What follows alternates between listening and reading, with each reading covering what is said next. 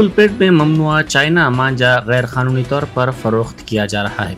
बाज़ ताजिरों ने कहा कि फ़ोन पर ऑनलाइन के ज़रिए घरों पर यह मांझा मंगवाया जा रहा है। बाज़ ताजिरों ने कहा कि ग्राहक भी चाइना मांझा तलब कर रहे हैं।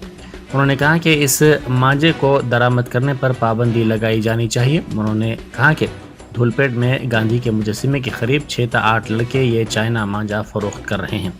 रहीमपुरा इलाके में मांझा फरोख्त हो रहा है। ऐसे अफराद के खिलाफ भी कार्रवाई ज़रूरी है।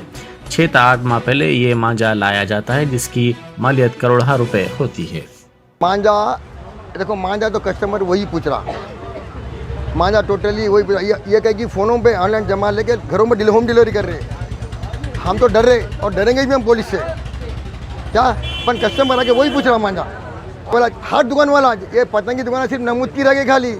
खैर हम पुलिस ट्रांसपोर्ट वाले फॉरेस्ट डिपार्टमेंट वाले हमको तो उनको तो जी जान से इज्जत करना और करेंगे भी हम। ये टोटली अगर वहीं से मांझा ये नहीं आया तो हम क्यों बेचेंगे? इसको भी कॉपरेट करना छोड़ना नहीं। चाय वाला, किराना दुकान वाला 4-4 पाँच में रख ले रहा, दही वाला बेच ले रहा, इनको कौन पकड़ना? कहाँ पर बेच रहे हो? पूरा धूलपेट एरिया में गांधी पुतले कहने 6-8 पुट्टे धर रहे। कस्टमर अंदर घुसते कि कस्टमर को पूछ रहे क्या होना आपको, मांझा होना? चलो अंदर घर में आगे अंदर एक रहीमपुरा एरिया आता, वो एरिया में ऊपर कहीं घरों में लगे मांझा बेच रहे। उनको भी छोड़ना। ये पुलिस को बोलो उनको भी ध्यान दो, उनको भी दो। दुकान हम पूरी दुकाना वाले तो आपके संगात है। हम गलत काम करें आपका हक है हमारे को टॉर्चर करना, उनको कौन करना? फिर उनको भी छोड़ना नहीं। ये आपसे हमारी कानून से रिक्वेस्ट है हमारे धूलपेट एरिया में। जैसे कि पतंग का बिजनेस बोल के नहीं, पतंग का रहता, राखी का रहता, छोटे से गणेश के रहते हैं और ऐसा दीपावली में थोड़ा बहुत भी ये ऐसी दुकानें लग रही ना।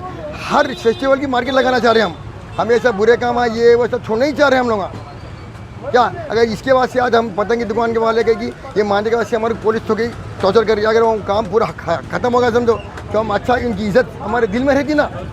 उसको ये 6-8 महीने पहले से ये कौन सुअर आना रहे उसको काटो, ट्रांसपोर्टों में चेकिंग करो ये किसका माल आ रहा है। ये आपसे नहीं आता, 6-8 महीने पहले से माल आते, करोड़ों के माल आते। ये उनको हमारी ट्रांसपोर्ट हर टीम जब आतंकवादी यहाँ घुस के गए कि कश्मीर में ये करते तो हम घुस के इनकी नहीं फोड़ते, तो यहाँ पर जो ला रहे हैं उनकी नहीं फोड़ते।